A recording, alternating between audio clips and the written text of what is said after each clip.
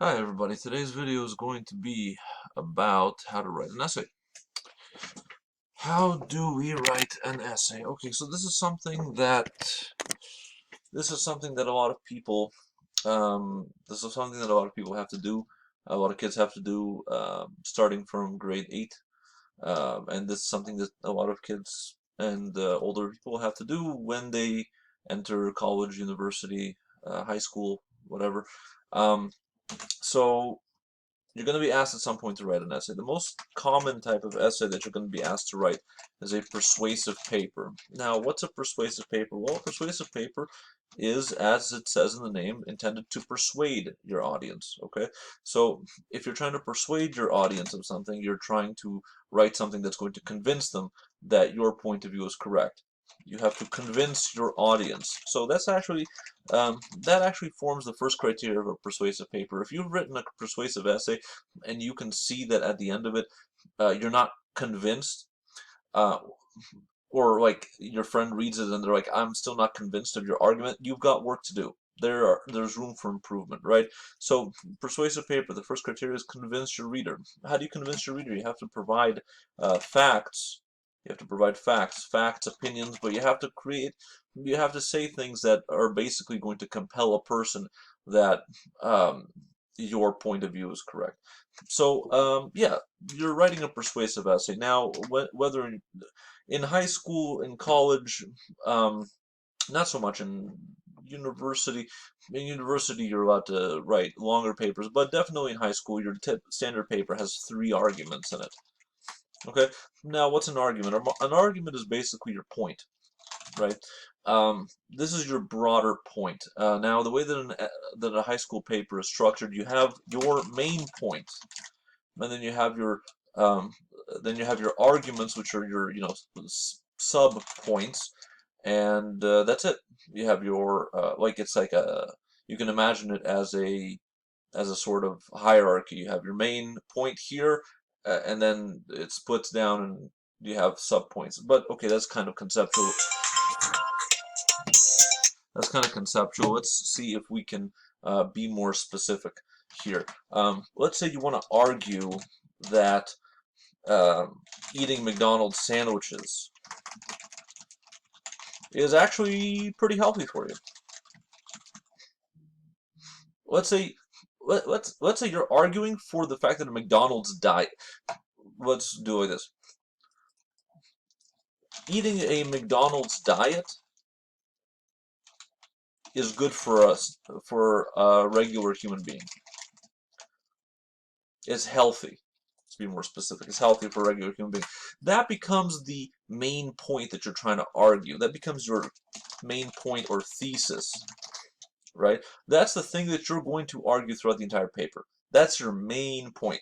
And now, for your sub-arguments, you have to basically prove this main point. Um, sorry, I apologize. You don't have to prove the main point. You have to present the information from which is related to this main point. Because if I tell you right now eating a McDonald's diet is healthy for a regular human being, you can tell me no, that's crazy. That's crazy. That doesn't make any sense. So I have to give you my arguments in order that can help persuade you to accept my main point. So my first argument might be McDonald's. Um, okay, so let's say McDonald's as a diet is good for McDonald's as a diet is healthy. Um, why is it healthy? Why is it healthy? Why is it healthy? Uh, McDonald's as a diet is has been related to longer life expectancies. So basically, if you had to rephrase it, eating McDonald's will cause you to have a longer life expectancy.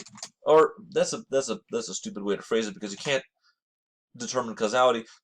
Eating McDonald's is related to longer life expectancy. Okay?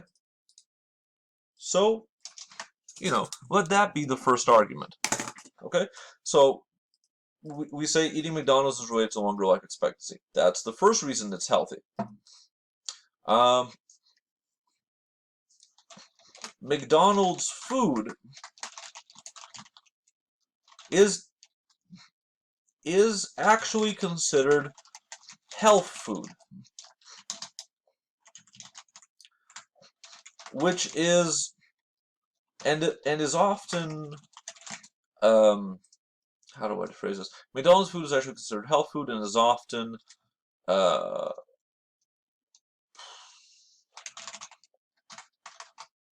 and is related to positive health outcomes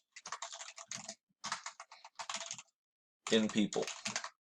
Let's say that. The food itself is health food. Eating it causes longer life expectancy. Why is it? Why else is it healthy for a human being? Um, let's say the food. The food is considered health food. The life expectancy outcome is good, and I'm just trying to come up with a third point.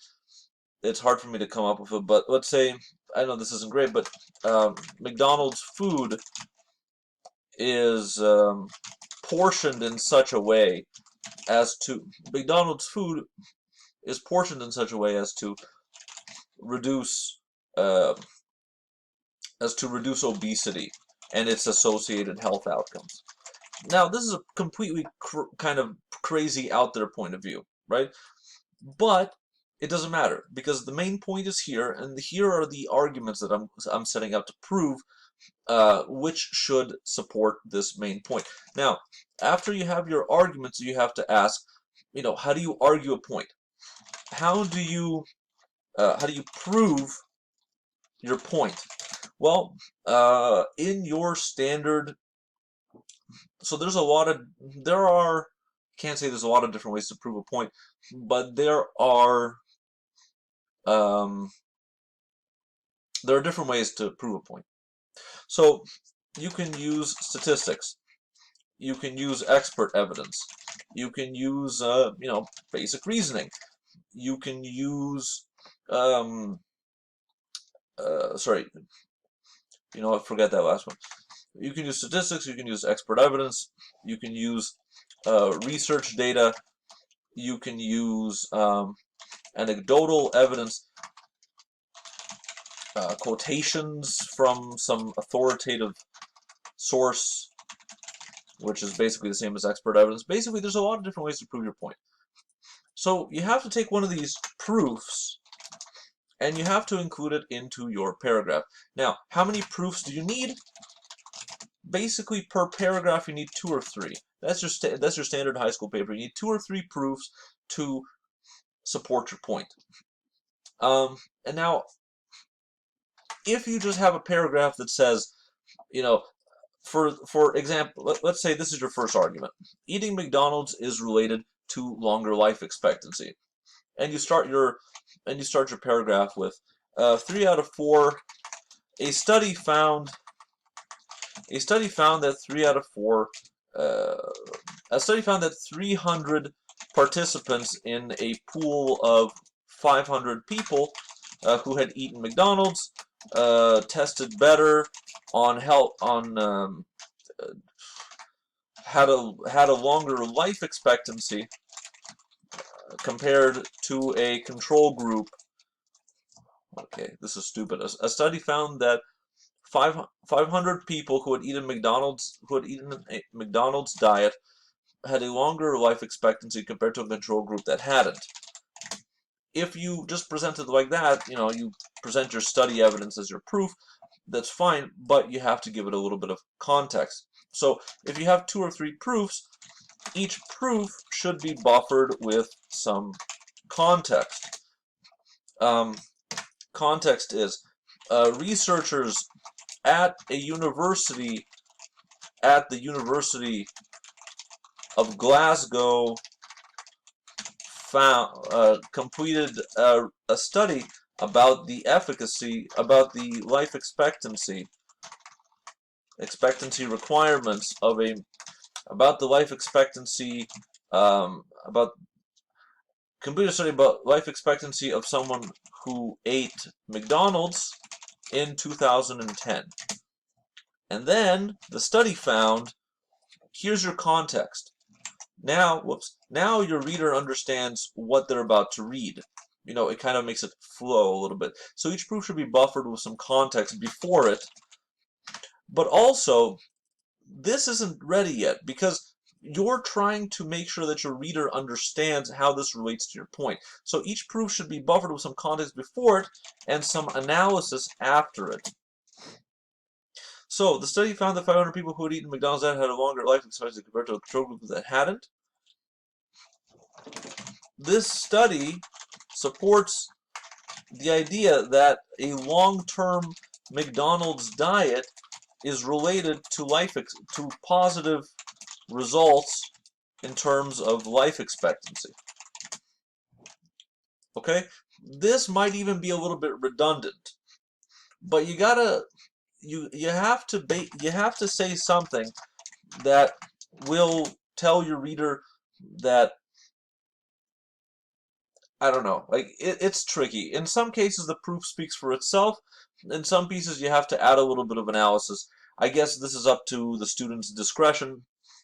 Teachers often don't care. They just like to see, as a standard, some kind of analysis after the proof. Anyways, this is your basic breakdown for a high school paper. You have context, proof, analysis. Then you transition to the next piece of context, proof, and analysis, and then the next context, proof, and analysis.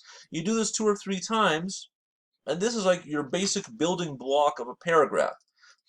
Your 3 proofs should fit together, like you compile them together, okay? So, plus 2 more times. You compile these together, and you present it as a paragraph. And then you have to read it and see, am I convinced? If you're convinced, if your typical audience is convinced of your point, that eating McDonald's is related to longer life expectancy, if they believe you, then you've done a good job. Then you've done a good job. And if they don't believe you, then you haven't done a very good job, right? And like the question of like belief versus disbelief comes down to, okay, researchers at the University of Glasgow completed a study about life expectancy who had McDonald's in 2010. If I say researchers at a university, for example, researchers at a university completed a study about blah, blah, blah, blah, blah. Now, I don't know the name of the university, so I cannot check the facts. If I can't check the facts, how can I believe the facts? Right? That works against you. That would make your paper less persuasive. If you said researchers at a university completed a study about the life expectancy who ate at Wendy's in 2010, the study found that 200 people who had eaten a Wendy's diet had a longer life expectancy. This study supports the idea that long-term McDonald's diet is related to positive results. Now, notice that they studied Wendy's, but this is a Wendy's diet, and your analysis supports a McDonald's diet. So the research study is unrelated to the analysis. That also makes your proof, makes your paper less convincing. So that when we're talking about convince your audience, convince them that basically the things that you're saying not only are not that those things are true in themselves. Like we're not trying to disprove the power of the study. What we're trying to do is we're trying to see,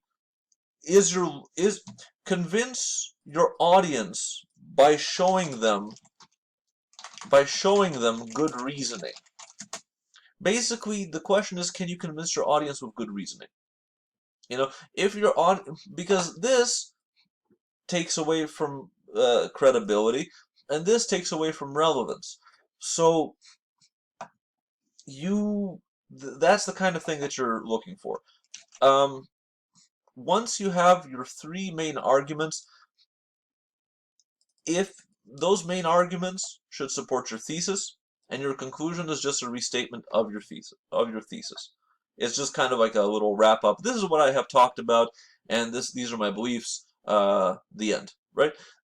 Pretty basic structure. Thank you for tuning in today and listening to this lecture. I hope it was helpful.